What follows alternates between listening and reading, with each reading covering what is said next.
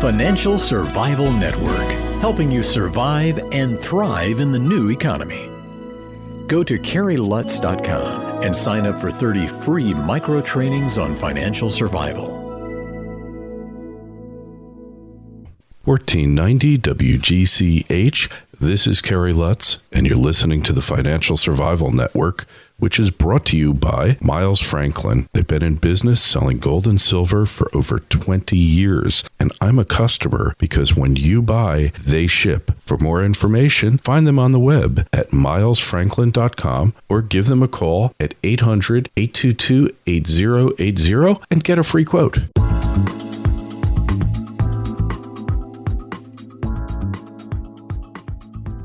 Some people think we're headed for a dark ages, but the person who's on with me now thinks we're heading for a golden revolution.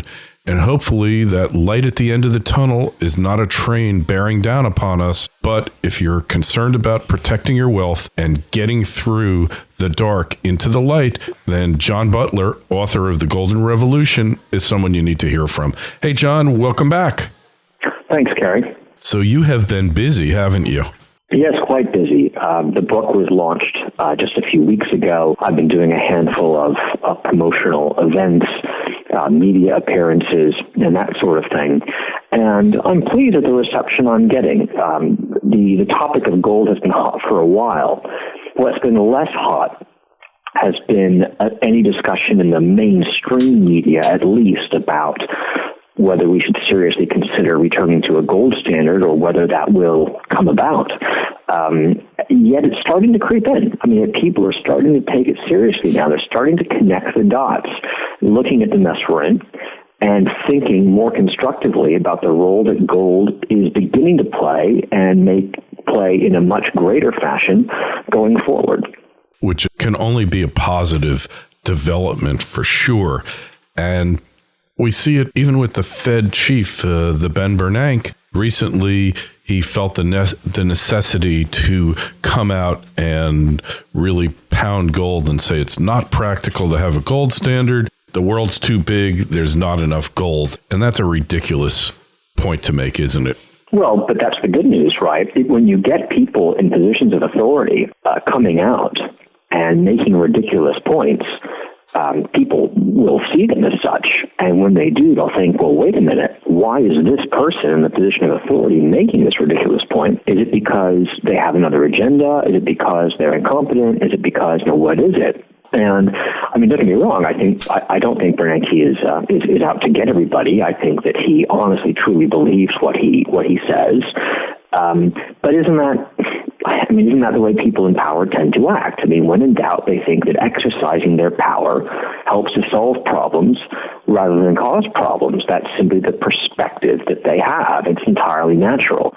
But that's the good news. The debate is out there. The truth will benefit from the debate, benefit from the sunshine, the sunlight, and people will, over time, as the debate develops, as they hear both sides, will realize that it is in their interest to support a return to sound money.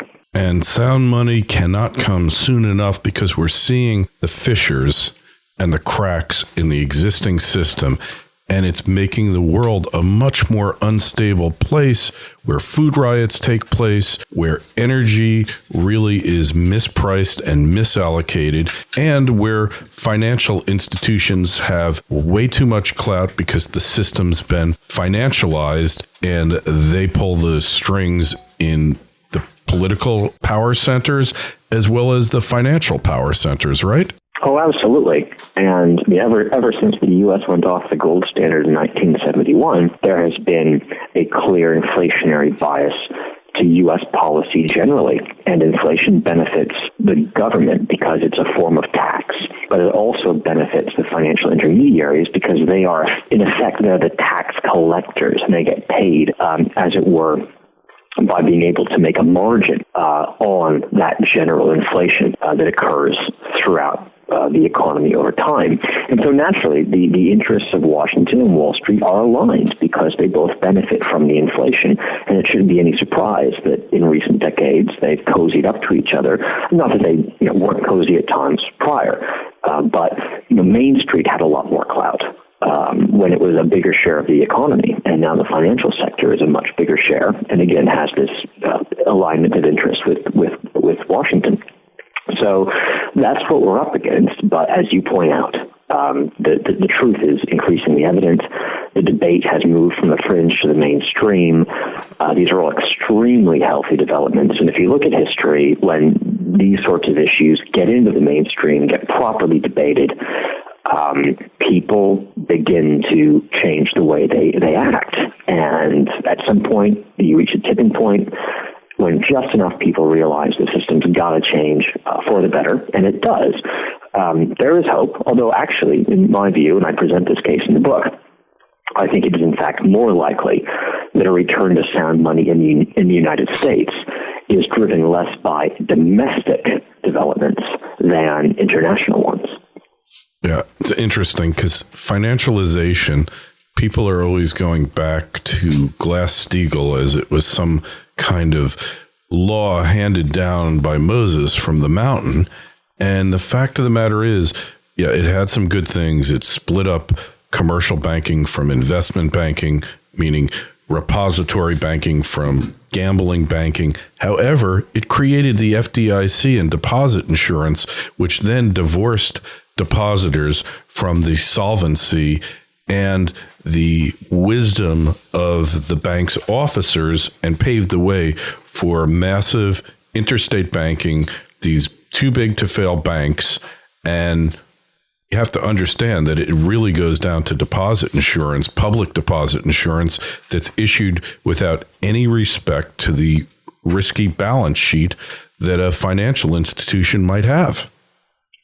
Well, that's an excellent point that you make. And in fact, if you look in detail at the long forgotten, although I can't believe it is forgotten, but the long forgotten savings and loan crisis, that was a test run of what we've experienced more recently, where you had smaller regional banks, nevertheless being incentivized to take excessive risk because they no longer had to compete with respect to safety of deposits because the FSLIC had been created.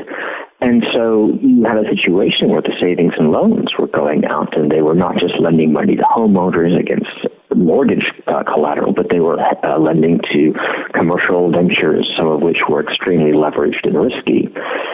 And of course, the ones taking the greatest risks, the only way they could really do that was to, of course, get lots in the way of deposits. And how did you do that? Well, you offered the highest rates on your accounts. Mm-hmm. So money flowed from strong institutions to weak, risky institutions, and it's no surprise at all that it ended up in a major crisis. The same thing happened with the too big to fail banks this time around, and of course, therefore, the problem, the crisis, as it were, was commensurately larger. But the basic mechanics of it were exactly the same. And you know what Einstein says about insanity. It's doing the same thing over and over again and expecting a different result. Yep. Well, guess what? You could argue that the financial regime in the United States is insane. And, what do? You've got to fundamentally reform it. Yes, deposit insurance is a form of moral hazard. That said, there are other forms of moral hazard, which I actually think were more important to the crisis that emerged in 2008. But nevertheless, moral hazard is behind it, and that moral hazard itself goes back to these arbitrary guarantees by government authorities, which in a true free market would not exist. Yeah, and if you want to think about it in a way that you can relate to, you as being the average consumer or on Main Street, let's say that the government insured your home for everything and you didn't have to prove any valuation, and they paid it out regardless whether you had a flood, a fire, or windstorm, and they never bothered to check anything to make sure that you were taking care of your property. Man, the moral hazard would be there to just burn the place down, to not take care of it and then just put your claim into the government for your insurance. And that's another excellent example, and take it to its logical extreme, and it demonstrates just how absurd the whole idea is. And you realize if the government were to underwrite every risk in the economy, every home, every asset value, every business venture, whatever it was, think about it. The whole concept of private property, even if it still existed in law, in practice, it couldn't possibly work. I mean, yes, there would be theoretical freedom of action, but in fact, the net result would be for people to treat their property as communal because these guarantees were complete for everything. You'd end up with an economy which legally might still have a veneer of free market about it, but which for all practical purposes operated as a socialist economy, where prices were so distorted because of these guarantees that they conveyed essentially zero useful information between consumers and producers and whatnot. So, we are on this Hayekian road to serfdom, and we're on it in these subtle ways. And in fact, Hayek pointed out many of these ways very, very explicitly in the road to serfdom. But it's funny how it takes these subtle forms, these forms you don't expect, but they are everywhere, and they do basically reduce the freedom of the market and increase what is not just a regulated free market, but they increase what is in effect a socialist dynamic in all sorts of ways throughout the economy. Yeah, it's amazing. And this is the law of unintended consequences that comes about when the government intervenes in the market. And it's not that private insurers don't get hit by arson claims and false claims, but their incentive to combat those claims is so much greater than the government's. And we see it in Medicare and Medicaid in the United States, multi-tens of billions, perhaps even hundreds of billions of dollars in fraud per year that the private insurance companies do not put up with, or not to that degree anyway. There's going to be fraud. And I don't mean to say that this is an issue of fraud, because that's the wrong term. Moral hazard, which undermines financial institutions, undermines economic incentives, and turns people into less than their best selves, shall we put it that way. And that's really what we're talking about here, right? It comes down to property rights. And if people really do perceive that they are in charge of an asset, be it a house or anything else, they naturally will either take responsibility for it or they will sell it at some price to someone who will. The net result is there is simply more responsibility everywhere. And once upon a time, these guarantees that some people simply take for granted now from the government, but these guarantees to which we have become accustomed as a society, once upon a time, they were provided by private insurance companies. And there would be a price, not just home insurance, but insurance for all kinds of things. And, if you go back far enough in history, you find all kinds of interesting examples of insurance being provided for things that today we simply think, that could only ever be provided by the government. Absolutely not. The concept of insurance goes back into ancient times. And it's one which we are losing, the idea of private insurance. But like any other good or service, the incentives that are created by a competitive free market will result in a superior allocation of resources. Whereas when you get a blanket policy written by the government and which has no incentive to try and turn a profit on that business, but simply grow it, full stop, you will have huge misallocations of resources. And of course, the greatest insurance policy of all, which was called was in 2008. Sure. That was the single biggest insurance payout, ever, arguably, in world history. Oh, totally. Yeah, that was it. Because too big to fail means you're getting insured. And just as a quick aside, I remember watching Fannie Mae and Freddie Mac grow by leaps and bounds geometrically during the Clinton era.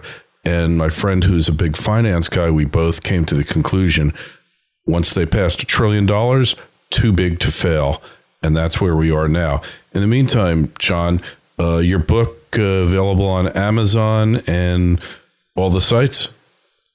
Oh, yes, indeed. It's available at all the normal internet locations, or for that matter, bookstores that have a proper business and economics section. You'll be able to walk in and acquire a copy there. It's a great book. I've read a good chunk of it.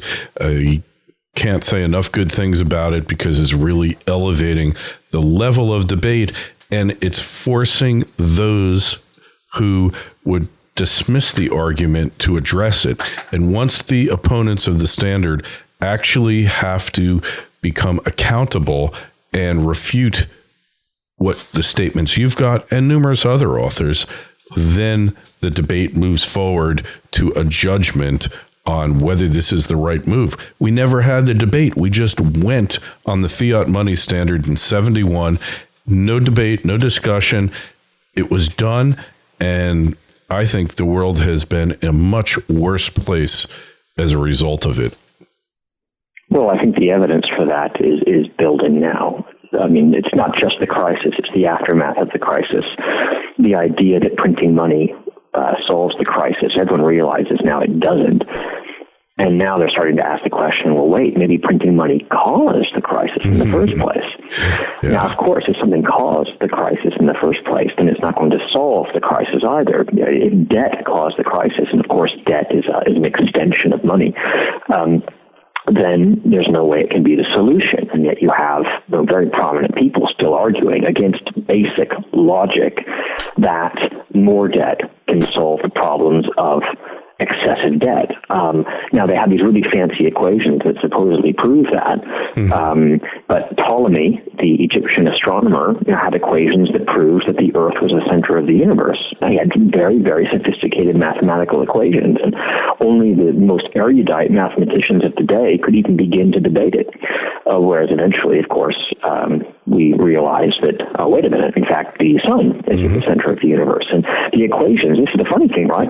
Once that decision was made, or once that determination was made, that in fact it looks like the sun is the center of the universe, guess how simple the equations got? They got very simple. Kepler's laws of planetary motion, Newton's law of universal gravitation. I mean, these equations were absolutely simple. I mean, they are taught they should be taught, I believe, in early high school math curricula. They're that easy. They're not rocket science. And it's kind of the same thing with sound money. Once you place sound money at the center of a financial system and an economy, it simplifies everything. It is to everyone's benefit.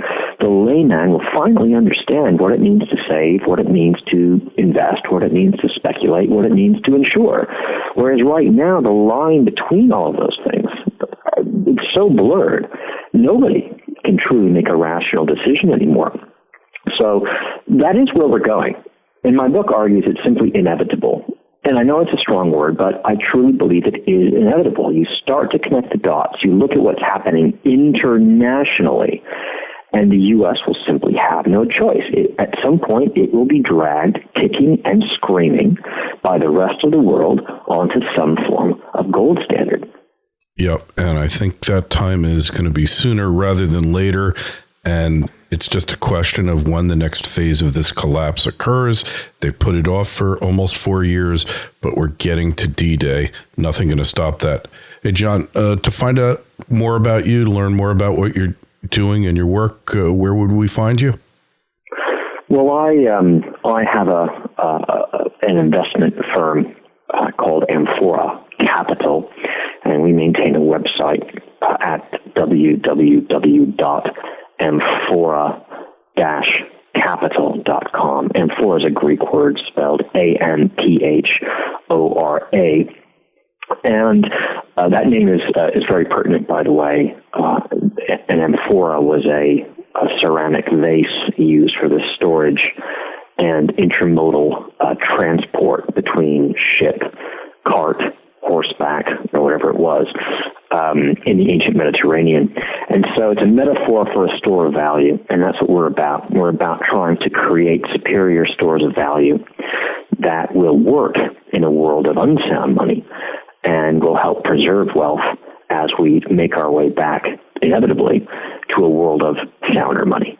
Well, interesting concept, kind of like an ancient container shipping box that we use now. Right? That's right. The amphorae of the ancient Mediterranean are similar to your shipping containers of today, intermodal transport. It existed then in primitive form. It exists today in sophisticated form, but the basic concept is the same. And it was revolutionary then.